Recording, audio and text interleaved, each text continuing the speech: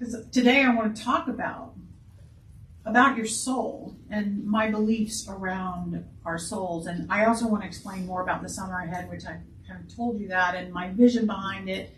And I want to personally invite everyone to participate in it as fully as you can. And my talk title today is Not a Dress Rehearsal.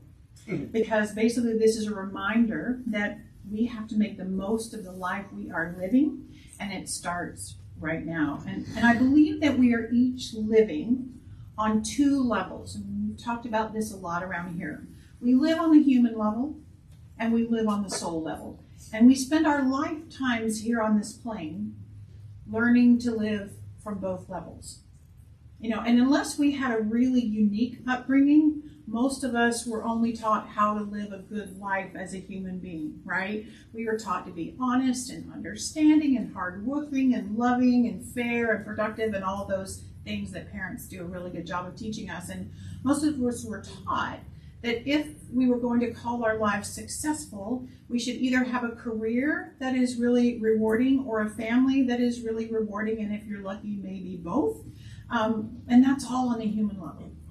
And our purpose as a human is to fit into society and be productive, right? That's our purpose as a human being. We strive to do all of that, and sometimes we never shift our attention. We never shift to connect with our soul and focus on how to live with our souls in mind.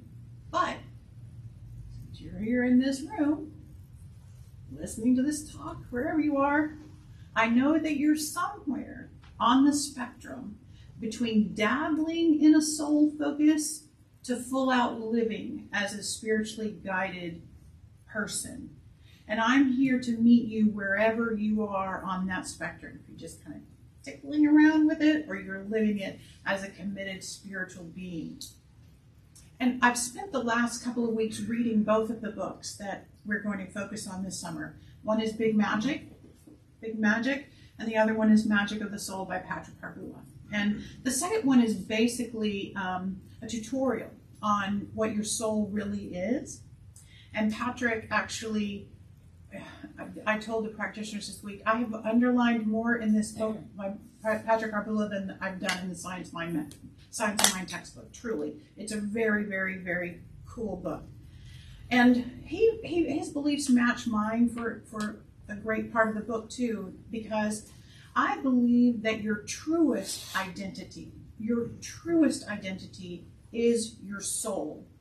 Because your soul is the part of you that came from the source of all and inhabited what I call your magic suit. This is your magic suit. Your soul inhabited it, right? Your body. And your soul is the part of you that uses your body, uses your personality, uses your emotions to interact with the world on this human plane of existence. Some people say that your soul came here and got into this magic suit to learn lessons. Some people say to conquer fear. Some people say to release karma. Some people say to expand the resume of human experiences, to interact with other souls, or to just simply be, right? The bottom line is your soul came here to live its best life on the human plane, to evolve you, right? To grow you. Your soul is the part of you that is always and forever connected to the source, the energy that I call God. You can call it whatever you want to call it. But that energy is the power of life that will never die. And any word you can use to describe spirit, you can use to describe your soul. Light, love, peace, harmony, possibility. All of those words, so many words, are used to describe the essence of who you really are. So you have a human identity and you have a spiritual or a soul identity. And guess which part of you is in charge? If you're in Sacred Cup, you can't say that, that's cheating. What part of you is in charge, your soul or your human? Actually, your human ego is in charge. Your personality is in charge. Your fear is in charge. You have to decide to put your soul in charge. Your soul simply waits for your human self to yield the floor, so to speak. I used the example in Sacred Cup this morning is your human self is born into the driver's seat. You are in the driver's seat. You get to choose. Your soul is a passenger until you say, finally, you give up. You hit bottom. You do whatever. But you say, fine. Here. Soul, drive. Purpose, drive. Love, drive. Acceptance, drive. Right? Your human self has free will. Your soul will not force its way. It must allow the ego to lead because the ego has free will. It doesn't raise its voice. It won't yell. It whispers. It whispers. Your soul will whisper from the passenger seat going, hello, hello, listen to me. And it uses your body and the universe around you to try to communicate with your human ego. But the soul it's always communicating with you and showing you what it desires, what it needs to be bigger in your experiences. But are you paying attention? I asked Rebecca to put some of these points that I want to make. I don't have quotes today, I just have points that I want to make. And here's the first one. Your soul is a joy seeker. Your soul is a joy. I said junkie. When I first wrote it, I said your soul is a joy junkie. I thought, that's really not very good. I'll say seeker. So what I mean by that is your soul wants to live as freely as possible. Jay's song was perfect. Your soul knows what it feels to be free. It wants to experience anything on the human plane that gives you a feeling of aliveness, of joy, of peace, or love, right? Your soul wants to live your best life, and it always has. It's always nudging you and pointing you in the direction of your soul's longings.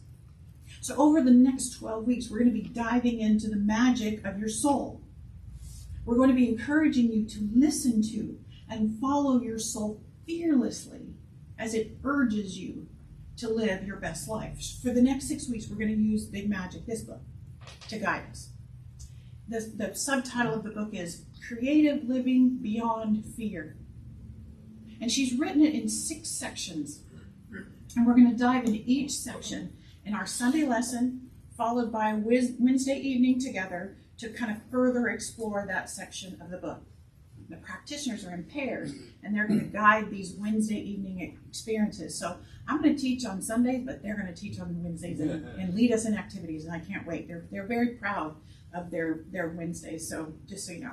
So today, I want to kind of preview this 6-week journey through the book, and by doing so, encourage everyone who is registered to do so to join in part of this community's evolving. So here's the deal. First, I want each individual person in our community to do this process, this individual process of finding your soul's magic. And then, in the fall, I want us to meet as a group to discuss what kind of a spiritual community this collective group of people, these souls, wants to create, and what the group needs to further their journey as a soul being, right? So we're going to create fearlessly as individuals, but then I want us to create fearlessly as a group, as a community. What do we need? What do we want? I want us to get clear as to what kind of support do we all need in this spiritual life of creativity. So let me break down and preview these 6 weeks ahead. Okay, so Elizabeth Gilbert basically says that there are 6 things that impact our human connection to our souls. And if we can understand the role that these 6 things play in our lives, we'll live our best lives. But first, let me explain how the soul leads us to our best life. Remember that meditation we just did a few minutes ago, right? So I was asking you to think back to what you have been curious about in your life. What have you been curious about? Because that's a clue to follow. Because other people will not be curious. If you compare your little piece of paper to anybody around you, you're not going to have the same things on it. We're all curious about different things. So follow your curiosity and feel it is a holy message to you, right? The soul is curious, But humans often ignore it, ignore our curiosity, or fear it, or label it as wrong or a waste of time or whatever. But the soul just waits and keeps whispering about it, right? And once we understand the power of listening to our souls, it's time to gain all the wisdom this book has to offer, right? So the first section of the book is courage. And here's my sentence about courage. Develop the courage to listen to your soul and pay attention. So all of us in the room have a relationship with the word courage, because we all have a relationship with the word fear, right? Human ego is bound by fear. The soul is released through courage, through having the courage. Because here's the thing. Sometimes our curiosity can lead us to painful lessons, right? Sometimes we get curious about something and it leads to something painful. And if we view that from a human level, and we take the ego mentality of a victim mentality, like, oh, that bad thing happened to me, we may feel like we failed. And when we get into that mentality, we lose our courage and we keep ourselves from trying new things. Our soul is released through courage. Everything is a lesson. Your soul does not care if it turns out in a human-defined success. The soul doesn't care about that. The soul cares about the experience and the lesson and the blessings that are involved in all of that. Courage leads you to pay attention to new curiosities that pop up or enchantment ideas. Courage allows you to welcome change. That word came up in Sacred Cup too. What are we afraid of? Change. We're afraid of change. So we're going to spend this first week of the summer focused on embracing courage. The second one is enchantment. Here's my sentence. Inspiration feels like enchantment. So curiosity and ideas have a life of their own. Often they wake us up. Have you ever been awakened by an idea? You wake up to an idea, right? Our bodies often feel a sensation when we have an idea. It's almost like a rush feeling. If you don't know what I'm talking about, think about the time you fell in love. Because you have this rush, you have this feeling, your curiosity takes you and you focus and focus and focus. And that happens not only with other cute people, but it also happens with ideas and things that are inspired for us. And so often when we're in that moment of enchantment or curiosity, our eyes just won't turn away from whatever it is that we're thinking about. We get on Google something and then we're so curious we keep going. We keep going down the rabbit hole of the internet. We can't stop thinking about it. And our human egos, they can resist ideas, but souls reach for them and court them. So this second week is all about tuning into our awareness of the ideas and inspirations that float by in our lives. The third thing she talks about is permission. You always have permission from life with a capital L. So that's another word for God or your soul. You always have permission from life, but your human self must give your soul permission to lead. Okay? Most of us, here's the thing, most of us were not fully given permission to explore anything that life has to offer. At least my parents, my upbringing, I didn't have that permission to just go and find out what the world has out there. Anything that I would grow curious about, I would have to seek permission to do whatever, an extracurricular activity or take a different class or whatever. My parents had to give permission, the permission slip. Remember, if you were going to go to a museum, you had to have a permission slip, right? So this whole week is about granting yourself, writing yourself a permission slip to be a unique individual, to live creatively beyond fear. Permission. We just have to rip up the script that we were handed. It's something we have to give ourselves permission to do, to love bigger, to live more creatively and fearlessly. You have to have permission. So there's a whole exploration of the topic of permission. Fourth is persistence. Human beings are easily discouraged or scared, but your soul is calling you to persist. In this chapter, Gilbert reminds us that whatever we practice for 10 years, if we can devote 10 years to something, we will be an expert at it. 10 years is how long it takes to get an undergraduate, a graduate, and a doctorate in something. 10 years. You give enough 10 years to anything, you're going to be good at it.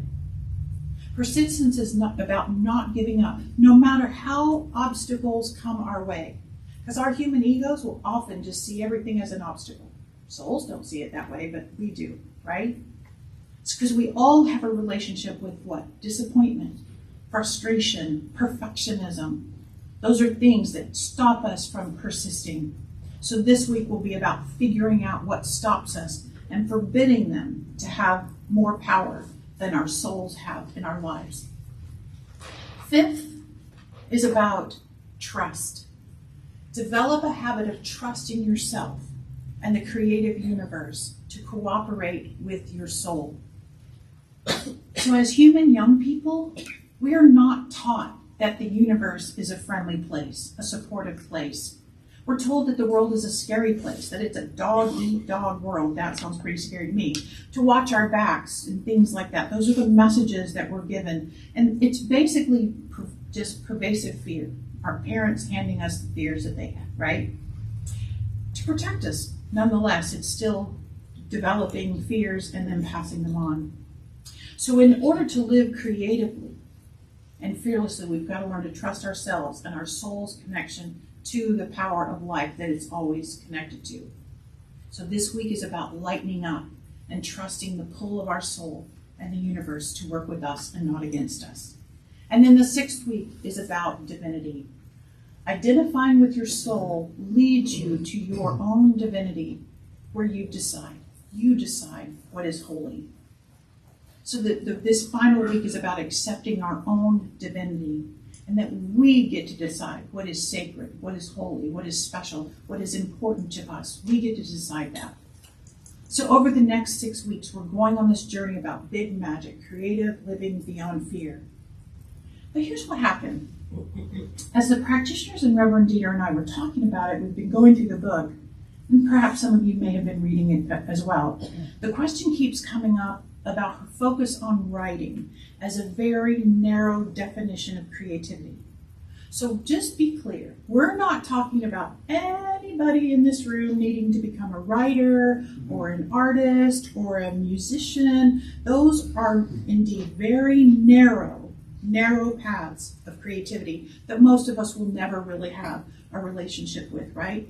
Elizabeth Gilbert is using her relationship with writing in the book as an example of the relationship all of us have with curiosity, with beliefs, with ideas, all of these other words that we're going to explore. She's just using writing as an example. So to address this, like, what's this book about? Why do I need to read it? I needed an example to share with you that goes beyond that narrow definition of creativity, and boy, did I find one. So last week, I attended a memorial service in Sarasota of a person I had never met. I felt called to attend it, and I did. Turns out, as Spirit would have it, when I went to this memorial service, there happened to be 4 people in the room that I had known back when I lived in Atlanta. It was really weird. You know, when you listen, you follow your curiosity, serendipitous things happen. I knew I was there by divine appointment. So the obituary of this person illustrated to me that she obviously lived a life full of creativity. And I wanted to see if her memorial service would match the obituary, right? Like, did the energy feel the same? And quite frankly, after attending this memorial service, I will never be the same person. I wish I could have taken you all. I wish I could have just said, come on, we're going on a field trip. We're going to go to this memorial service. But since I couldn't, I'm going to share her obituary, which is one of the most beautiful things I have ever read. And I learned at the service that this was actually written by her oldest daughter. And as you listen to this, it's not just a voyeuristic view into someone else's life. It's not that. I want you to listen. Think about how creative, how out of the box and fearless her life really was. As I share with this, I want you to think about what she did that you would have feared doing, that you don't feel you would have permission to do, or you wouldn't trust enough to try, right? I want you to listen for how she declared something was holy for herself, and she followed her curiosity. She really is a great example of living creatively beyond fear, an example of letting your soul lead the way. So welcome to the memorial service of Peg Buckley. Peg Buckley was born. I cut out a lot of it, trust me, it's a long obituary. Peg Buckley was born on September 13th, 1935 in Bay Ridge, Brooklyn, New York. Her family called her Marg. Her kids were lucky enough to call her Mom, Mommy, Momo, and Mama, and occasionally Mother, but only when it was necessary. She was thrilled to be Grandma Bubbles, to her grandchildren and great-grandchildren. In 1967, the family moved from Brooklyn to the country, also known as Massapequa, New York, on Long Island. From there, Peg lived in Mount Kisco, New York, Kauai, Hawaii, Siesta Key, Florida, and Sarasota, Florida. She forged lifelong friendships and made lasting impressions wherever she was. Peg worked for the FBI, AT&T as a long-distance operator, New York Telephone Company, where she was responsible for the implementation of Wayne computers in the legal department, and NYNEX after divestiture. And those jobs were just stepping stones for her real work. Peg walked her talk. A self-described peacemaker, Peg was a tireless crusader for civil rights, migrant workers, women's rights, children's causes, and anything that sparked a bit of fury in her. She wanted things to be right and fair and just, and these are values she raised her family with. A lifelong questioner of all things spiritual, it was only natural that Peg started her journey learning meditation. She studied shamanism. She became a Reiki master. She found her way to tarot cards. She was a gifted reader who had hundreds of clients over the years, including more than a few celebrities. She was an equally gifted teacher of the tarot. Peg's greatest learning adventure happened in Kauai, Hawaii. While there, Peg studied the 7 principles of Huna with Serge Kalai King. She was a glorious Hawaiian shaman. On Thursday morning, before she left this earthly plane, she recited the principles she lived by every day. Aiki, the world is what you think it is. Kala, there are no limits, everything is possible. Makia, energy flows where attention goes. Manawa, now is the moment of power. Aloha, to love is to be happy. Mana, power comes from within. And Pono, effectiveness is the measure of truth. Peg ran retreats all over the world. She loved laughing meditations. Never heard of that, I want to go to one. Laughing meditations. She loved labyrinths. She loved breathing exercises. She loved connecting with people from every walk of life. She listened. She was not a passive listener, she was an active listener. You always felt heard. She read voraciously and had eclectic taste in reading. She had many bookshelves filled with spiritual and poetry volumes. Her most influential spiritual teacher was Thich Nhat Hanh. Her favorite poet was Billy Collins. We think her favorite genre had to be mysteries and gore. She leaves behind journals and notebooks filled with millions of words, sharing her poetry, her innermost thoughts, and her love of this life she lived. She tried her hand at knitting, crochet, needlepoint, zentangle, sculpture, and even painting. Her favorite word was serendipity. She welcomed you with aloha. She thanked you with mahalo. She adored pretty, sparkly things. She enjoyed fine crystal for eating, dining, and serving, Mother Earth crystals for protection, guidance, and meditation. Her dishes were vibrantly colored. She wore glorious scarves. Her eyeglasses were statement pieces. She had an abundance of well-loved jewelry. She changed her pocketbook with every outfit. Her toenails had to be glittery, preferably in the pink family. She never left the house without lipstick on. She thoroughly embraced a rainbow of color hanging in her closet. Each piece of her artwork told a story. Her home was a warm, bodacious, don't you love that word? Bodacious, colorful, light-filled, magical, peaceful space. She was friends with each and every person she watched on television. She held court on her throne, and we loved and teased her for it. She loved to cook and was of the full belief, why use one recipe when you can combine many? She loved Penzeys spices and had a full cabinet full of them. She loved kitchen gadgets. She enjoyed dinner parties, oatmeal under the oaks, brunch, restaurants by the water, and gathering with her people. She loved Sarasota for its culture and was a member of every art, dance, theater, opera company in the area. She loved museums. She loved galleries. She loved shops that had whimsical items. She had a great wanderlust. She had sensational experiences all over the world. She adored China. The cliffs of Moher took her breath away. Paris on New Year's Eve with her friend Helen was an oft-spoken about adventure. She believed it was terribly unfair that she had no Italian in her because Italy spoke so strongly to her. She was, in a word, marvelous. Peg's final lasting lesson to all of us was to teach us how to live while dying, to be thoroughly optimistic and full of hope, and at the same time realistic. To surround herself and others in golden light and with golden hearts. They gave away little golden hearts at the funeral. But anyway, to accept it with grace and laughter and endless measures of love. Her parting words to her many friends were, I hope I see you again someday. Her soul sisters and brothers connected with her on a deep level on this earthly plane and will most certainly meet up with her again. Look for the signs. Isn't that a perfect description of an exquisitely lived creative life? She was fearless. She had to be fearless, right?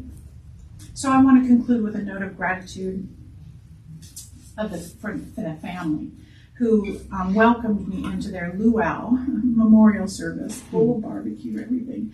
I can't imagine a more creative and fearless life. And I hope you appreciate this example as much as I did, because I want all of our obituaries to be as full of life and light and curiosity and fearless exploration and endeavors as hers. But if I'm honest, I think we all better get busy. I know how old some of y'all are. I know how old I am. Just following our souls, down all the little things that we get curious about. So when you think about it, we're all writing our own obituary every single day. So let's make ourselves creative and fearless. This is not a dress rehearsal. So I really do hope you'll join me and Dieter and the practitioners on this journey of soul magic this summer. Everyone will have the Sunday lessons, obviously, but I invite you to personalize the experience with the deeper dives and spiritual activities on Wednesdays. And of course, there's fun sprinkled throughout the summer too, because this community can't do anything without some fun and food. So it's going to be epic if you make it that way. It is, after all, your life to live, and it is not a dress rehearsal. And so it is.